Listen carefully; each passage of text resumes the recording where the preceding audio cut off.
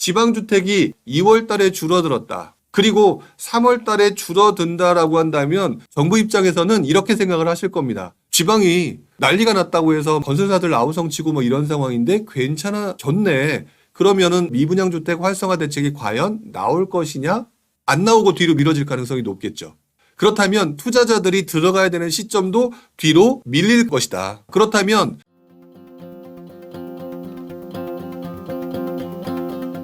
자, 미분양 얘기를 좀 해보도록 하겠습니다. 자, 이 기사를 좀 보게 되면은요. 자, 미분양 증가세 주춤, 주택경기 바닥신호라는 내용이 나왔습니다. 미분양 증가세가 주춤한다? 좀 이따가 좀 보여드릴 건데요.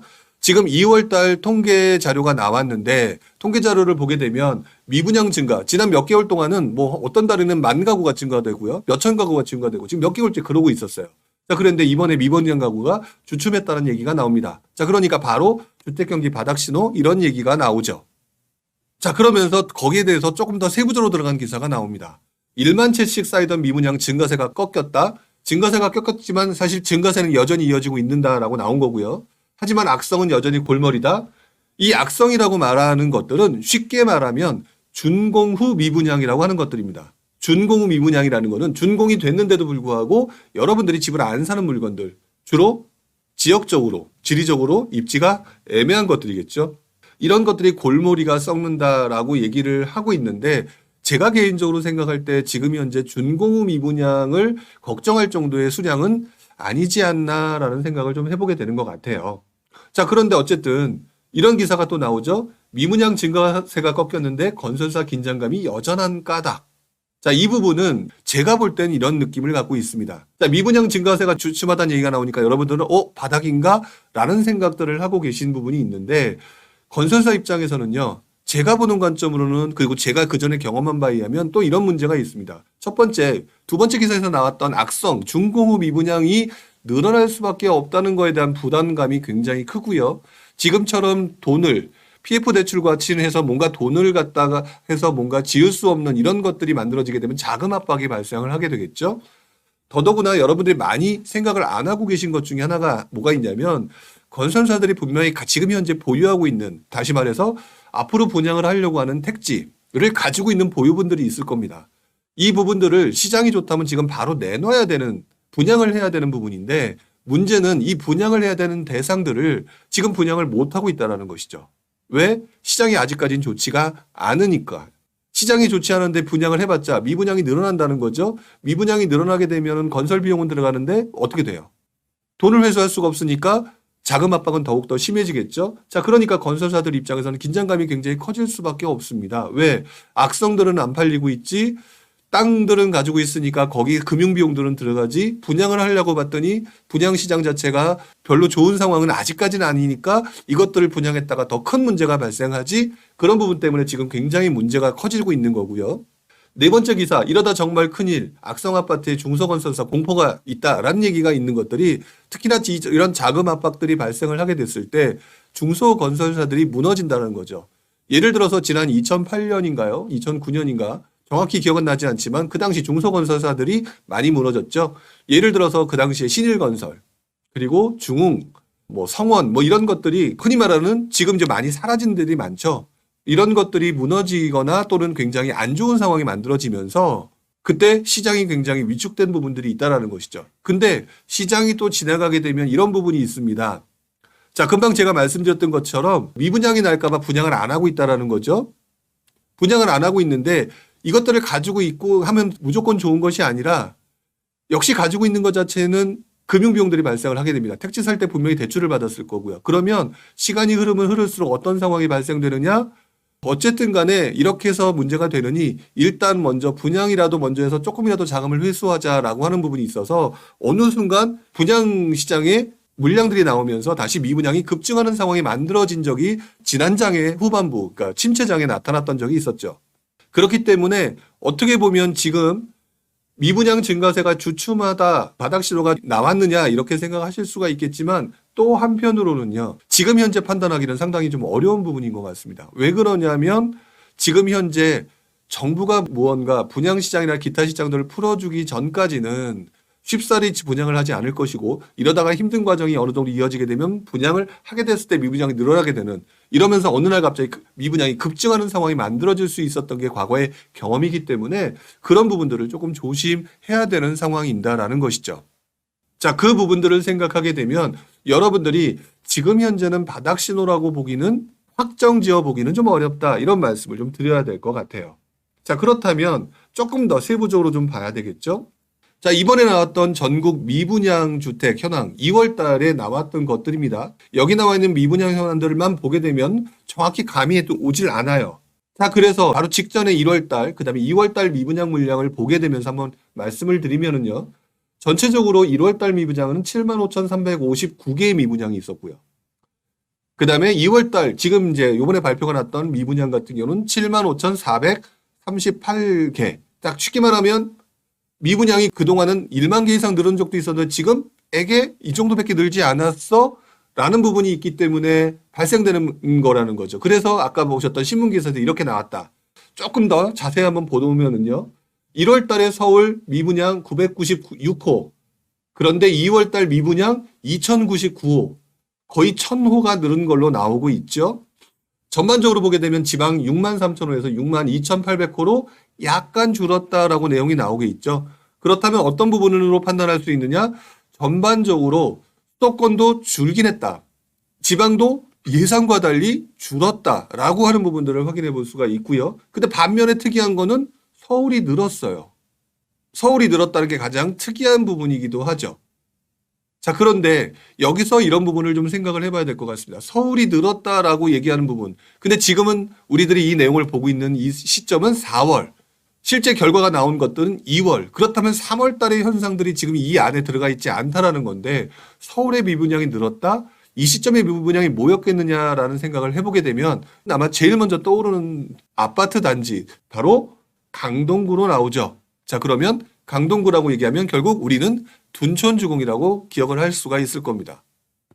자, 둔촌주공이 이렇게 했다. 근데 여러분들이 이미 3월달 넘어갔죠. 3월달 넘어갔는데 어떻게 됐습니까? 둔주 완판. 자, 그 다음에 장위 같은 경우도 지금 어느 정도 줄어든다는 얘기가 나왔고요.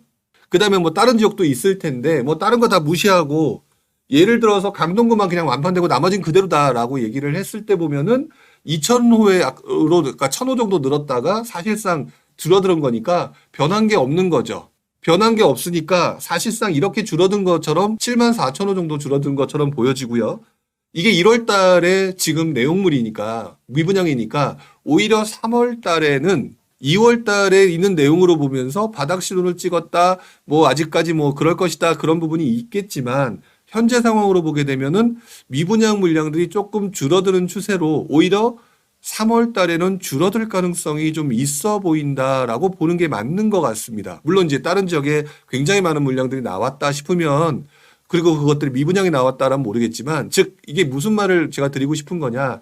바닥 신호로 나왔다라고 확정 지을 수는 없겠지만 지금 현재 정부의 규제 완화로 인해서 지금 시장 자체가 바닥을 찍고 또는 바닥이라고 하는 신호를 만들어가고 있는 중이다. 이것들이 계속 몇 개월에 걸쳐서 나타난다라고 한다면 바닥이라는 신호로 판단할 수가 있겠죠.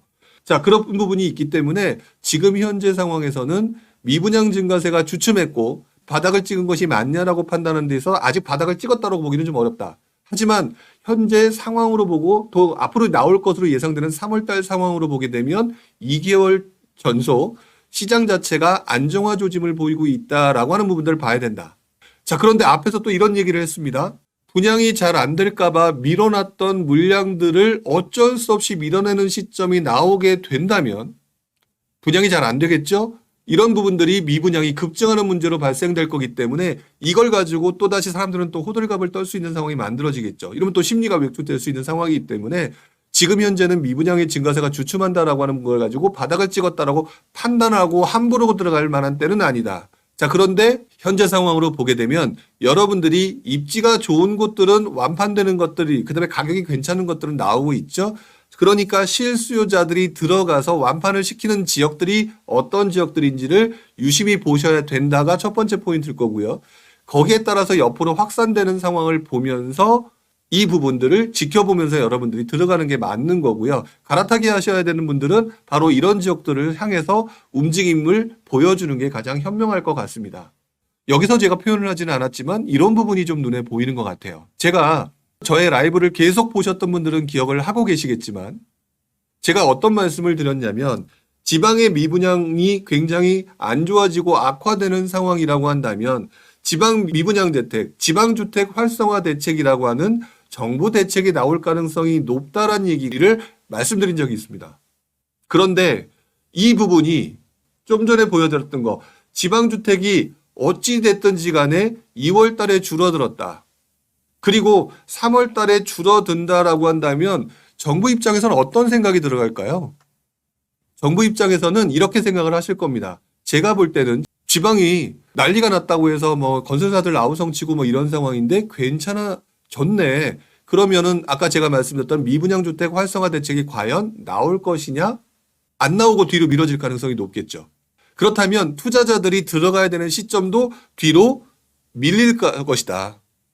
그런 부분들을 생각을 해야 됩니다. 그렇다면 지금 불머리님께서 이런 얘기를 하셨어요. 다른 고수인 아기곰님 블로그에는 2월에 바닥을 찍어서 세일 기간이 끝났다고 적어주셨어요. 라고 얘기하셨는데 제가 말씀을 드린 부분하고 뭐 다른 내용이 저는 아니라고 생각을 합니다. 왜 그러냐면 바닥을 찍은 것이 맞냐라고 해서 저는 여러분들이 허겁지겁 막 들어가는 상황을 걱정해서 말씀을 드리는 부분이고요. 근데 제가 말씀을 드릴 때 이제부터 지켜봐야 될 포인트를 말씀을 드리고 있는 부분이니까 사실상 지금 들어가는 분들이 전부 다 금매들을 보고 들어가시는 거잖아요.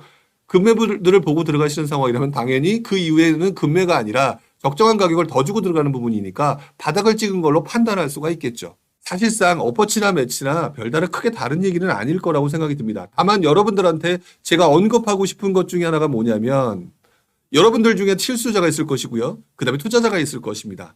자, 미분양 증가세가 주춤한다. 실제로 많은 부분들이 지금 증가세가 주춤한 거 맞고요. 3월달 기준으로는 더 떨어진 걸로 나올 수도 있는 상황으로 보여집니다. 자, 그렇다라고 한다면 분명히 괜찮다라고 한다면 제가 뭐라고 그랬죠? 입지가 괜찮은 곳들, 그 다음에 여러분들이 들어올 만한 곳들, 그 옆으로 갈 만한 곳들 그런 데 들어가라는 얘기죠. 들어가도 된다는 얘기죠. 실수자들 들어가도 뭐 크게 문제 없지 않습니까? 금매물들 가격대로 충분히 살 수 있는 상황이니까. 그런데 투자자들이라고 한다면 바닥을 찍었으니까 들어간다. 단 한 개월, 1개월, 2개월만 보고 들어간다. 시장의 움직임은요. 몇 개월 이상의 추세를 보고 들어가야 되는데 제가 지금 말씀드렸던 과거의 사례로 봤을 때 미분양이 급증할 수 있는 상황도 여전히 존재하고 있다라는 부분들을 말씀을 드리는 거죠. 더구나 이렇게 미분양이 줄어드는데 지방 부분이 줄어든다? 그렇다라고 한다면 정부의 규제 완화, 미분양 주택뿐이 많아짐으로 인해서 지방주택 활성화 대책과 관련된 부분, 양도세 면제, 양도세 감면 이런 부분이 나올 가능성이 있다라고 했는데 이렇게 줄어든다면 이런 게 나오겠냐는 거죠. 나와야 여러분들이 들어가고 수요가 늘어나고 그러면서 가격이 올라가고 투자자들이 수익을 봐야 되는 상황인데 그것들이 만들어지느냐? 지금 현재로서는 그것들을 만들어지는 상황이라고 보기는 상당히 어렵다라는 겁니다. 바로 그 부분들을 생각을 해 주시는 게 맞다라는 생각을 드리고 지금 제가 말씀을 드리는 거죠. 분양권 투자, 지난주에서도 분양권 투자를 말씀을 드렸지만 분양권 투자의 수익이 분명히 날 것이다. 피가 붙을 것이라고 말씀을 드렸습니다. 하지만 반대로 빠져나오시는 분들에 대한 우려를 가지고 말씀을 드렸죠. 역시 마찬가지로 오늘도 그 부분을 가지고 말씀을 드렸다라고 생각하시면 될 것 같아요.